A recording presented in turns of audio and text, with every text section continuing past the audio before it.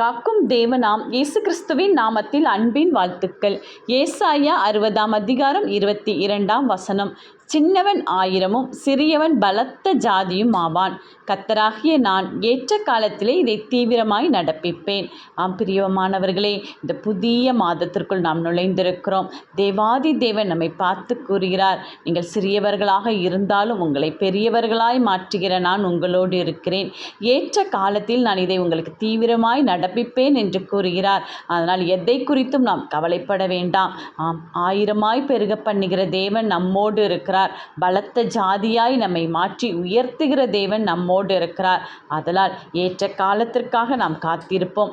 அந்த ஏற்ற காலத்தை இந்த மாதத்தில் தேவன் கொடுத்து தீவிரமாய் நம்மை ஆசீர்வதித்து பலப்படுத்தி வழிநடத்துவார். ஆமென்.